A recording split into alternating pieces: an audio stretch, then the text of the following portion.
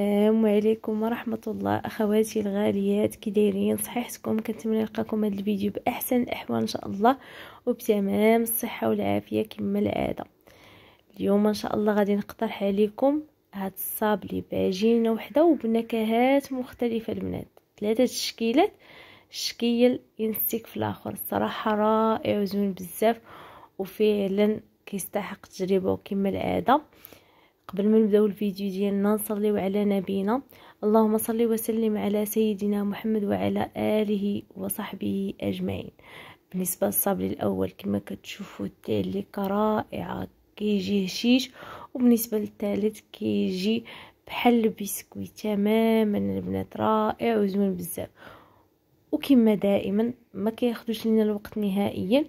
وبالنسبه للمكونات اقتصاديين كما العاده.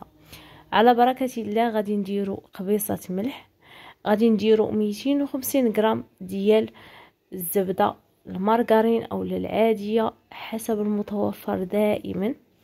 غادي ناخدو واحد الفاني، غادي نزيدو عليهم واحد كاس د العنبة السكر ونص، وكنخدمو مزيان الزبدة مع السكر. بالنسبة لأهم مرحلة الصابلي هو يتخدم السكر سنيده مع الزبده، عاد غادي نزيدو تدريجيا. بالنسبه للزيت النباتي البنات انتما كتلاحظوا، بالنسبه لهنايا غادي نزيدو كاس ونص ديال الزيت. بالنسبه للكونتيتي تكون قد البنات، يعني ما نقصوا حتى شي حاجه باش هكا ما يديفورماش لينا نهائيا في الفران. راه تلاحظوا معايا جميع غادي نقدم معكم جميع المراحل ديال الصابلي هكا باش ينجح مع الاخوات لاول مره غادي يديروه.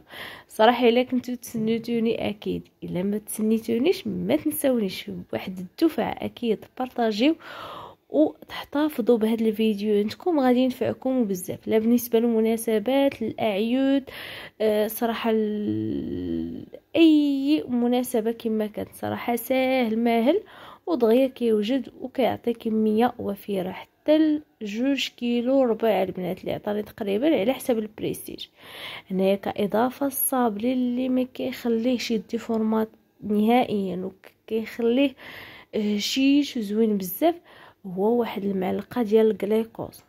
معلقه ديال الجليكوز البنات، راه هنايا بالنسبه للباطه ديال الجليكوز عموما راه غادي ديروا فيها 2 مرات، لان درت هنايا معلقه في العجينه ومازال غادي نديرو في تزيين ديال واحد الشكيل. هانتوما بعد ما كنخدموهم مزيان وهنايا ما كنعجنوش، كنلموا العجين ديالنا باطراف الاصابع، كنديرو خماره ونص، لان درت هنايا كاس ونص سنيده وكاس ونص الزيت النباتيه. كما كتلاحظوا كنلم العجين باطراف الاصابع فقط، وما نخليوش العجينه ديالنا تكون قاصحه، لان الا قصحناها اكثر راه كتشقق لينا، الا خليناها مرخوفه بزاف راه غتسير لينا في الفران بينه وبين البنات. وهنايا راه مازال غادي ندخل معاهم النكهات، وصراحه بالنسبه للنكهات كيخلي كل شكل هكا مختلف على الاخر، ماشي بالضروره النكهات، راه نتوما تشوفوا معايا هنايا. كما كتلاحظوا غادي نفرقوا العجينه على 3، كما يمكن لكم ديروا على 4 ولا تكتفيوا غير بواحد الشكل، اولا هكا ديروا كما درت اولا 2 شكيلات. صراحه بالنسبه للشكل اللي هو كنلصقوه عطاني تقريبا 65 حبه، وبالنسبه للعادي عطاني 30، وبالنسبه لديال الشوكولاط عطاني 34 حبه البنات. صراحه راه كميه وفيره. بالنسبه للكويره الاولى فخديت واحد الملعقه ديال الكاوكاو يكون محمر ومطحون مزيان حتى يطلق الزيت ديالو البنات. من الاحسن طحنوه هو سخون هكا. غادي نزيدو واحد الملعقه وغادي نزيدو عليه شويه ديال الدقيق هكا باش نلم ديك الكويره. كما كتشوفوا راه كتجي رطيبه وما نعجنوش، دائما ندخلوهم غير بالاطراف الاصابع. وبالنسبه للكره الثانيه غادي نزيدو واحد شويه ديال الناطه كما كتشوفوا، وغادي نزيدو شويه ديال الدقيق، وهكا غادي نزيدو ان شاء الله الكاكاو. بالنسبه للكاكاو غادي نزيدو واحد ملعقه، مازال غادي نزيد الكاكاو. والنكهه ديال الناطه البنات صراحه هو اللي كيخليه بحال البسكوي، اولا نكهه البسكوي لا متوفره عندكم، يعني راه النكهات عديده وبزاف، واي حاجه بديتو تدخلوها ممكن. هنايا كيما يمكن لكم تنوعوا بين الفلونات، يعني الفلون الفريس، كراميل، شوكولا، على حساب.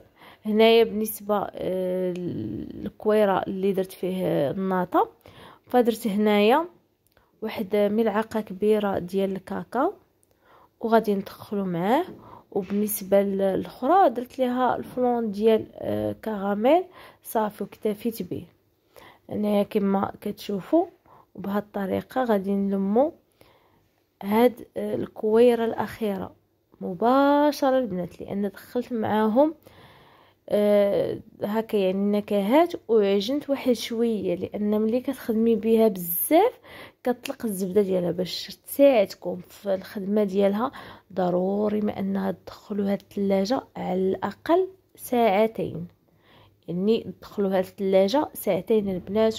واكيد هكا واحد المرحله اللي كتخليكم في الطورق ديالها ما تعجبكمش، واكيد انه ما تلتصقش لكم نهائيا. هنايا تقريبا خليتها واحد 6 سوايع تقريبا حتى درت فطوري وشحال من حاجه. بالنسبه للروتين ديال النهار الحلوه البنات، ما عرفت واش غادي تشوفوه من بعد هذا الفيديو او لا قبل، على حساب المونتاج البنات. فهكا غادي نديرو بين 2 بلاستيكات وغادي نبسطوهم بهذه الطريقه كما كتشوفوا. بالنسبه للشكل الاول اختاريت انه نديرو هكا صابلي اللي كيتلتصق، كما يمكن لكم ديروا اي نوعيه كما كان.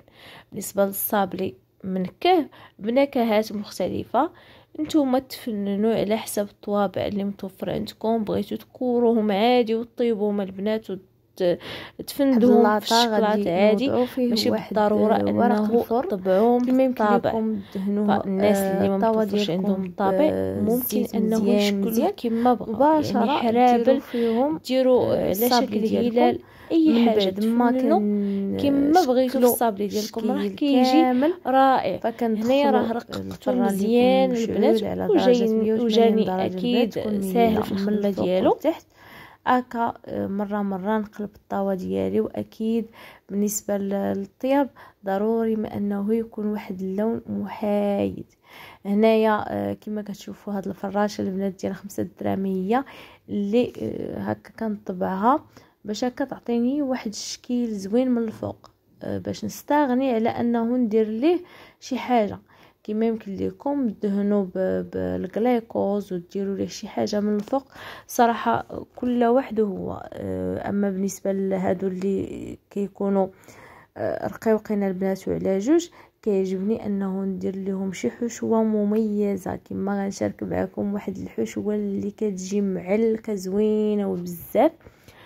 الا كنتو بغيتو هكا طريقه الاحتفاظ به، اكيد انه الناس اللي مازال ما دازوش عندي الانستغرام، فمرحبا بكم في الانستغرام ديالي اللي هو اسامه 94. راه كنخليه لكم دائما فوق الوصف. وكما شفتوا معايا راه ما كيدي فورما ما حتى حاجه، صراحه كيبقى شكله كما هو. هنايا غادي ندوز بالنسبه للشكل الثاني اللي كيجي بحال البسكوي تماما. ما غاديش نرققوه بزاف وما غاديش نغلظوه اكثر، نتوما تحكموا في السمك اللي غادي تشوفوا معايا. بالنسبه لجوج بلاستيكات ضروري لانه هما اللي كيساعدوك انه تخدمي الصابلي ديالك باريحيه اكثر، لان راه كاين اللي كيعقدوا الصابلي وفعلا بالنسبه هكا يعني كل مره كديريه كتجددي بزاف ديال الافكار انه يسهل عليك. هنايا كنطبع بالنسبه للصابلي ديالي مباشره كما كتشوفوا. هذا هو السمك اللي اختاريت، ومن بعد غادي نوضعهم في اللاطه اللي مفرشه بورق الفرن او مدهونه البنات على حسب. هنايا مباشره غادي نطيب الشكل الثاني، ومن بعد ان شاء الله غادي ندوزو بالنسبه للشكل الثالث والاخير اكيد.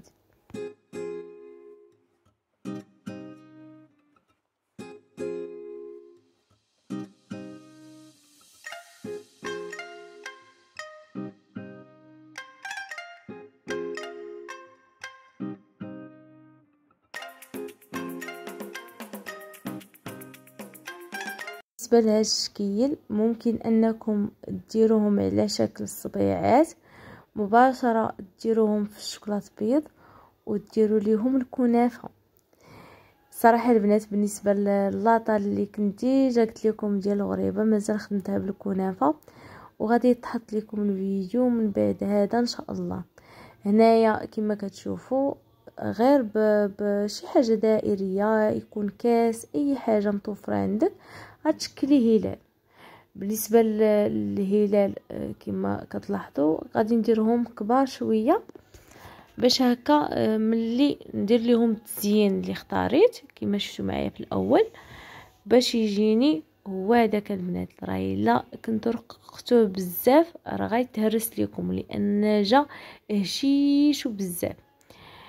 هنا غادي نستمروا حتى نكملوا الكونتيتي كامله مباشره. غادي ندخلوها الفران دائما اللي مشعول على درجه 180 درجه باش هكا يعطينا واحد التحميره زوينه، وفي نفس الوقت يطيب لينا الصابلي من الداخل. راه الا جهدتوا عليه الفران غادي يطيب لكم هكا في الواجهه، ومن الداخل غادي تلقاوه معجن وغادي تكسر معاكم بزاف. وبالنسبه لهذا يمكن لكم ديروا ليه بياض البيض قبل ما يدخل الفران وديروا عليهم اللوز ايفيلي. انا كنعطيكم بزاف ديال الاقتراحات يعني على حسب المتوفر دائما تخدموا به. هنا بالنسبه للحشوه ديال الصابلي صراحه معلكه ورائعه وزوينه بزاف. غادي ناخذوا العسل. بالنسبه للعسل كنت ديجا شاركته معكم في الاوائل ديال رمضان. صراحه هذا هو العسل المعتمد اللي كندير وما كيحشمنيش. كما يمكن لكم تعوضوه بالمربى، يعني مربى ديال المشمش. تاخذوا الكونفيتير ديال المشماش العادي ديروا حتى يغلى مزيان، تزيدوا عليه تقريبا 11 حبه ديال الشكلاط، وغادي تزيدوا عليه نكهات الكراميل. بالنسبه لنكهات الكراميل غادي نكهو كتر لان العجينه درنا فيه فلون كراميل. غادي ناخذوا الصابلي ومن بعد غادي نعمروهم بواحد الكونتيتي اللي تكون مزيانه كما كتلاحظوا بهذه الطريقه، وغادي نحطوا عليها الثانيه. راه كما كتشوفوا جا رائع. كما يمكن لكم تزينوا هكا واحد الجانب بشويه ديال الكاوكاو. راه كما قلت لكم تفننوا كما بغيتوا. انا بالنسبه ليا الصابلي كيعجبني انه ما يكونش فيه كثره الاضافات باش هكا يحافظ على النكهه ديالو اكثر.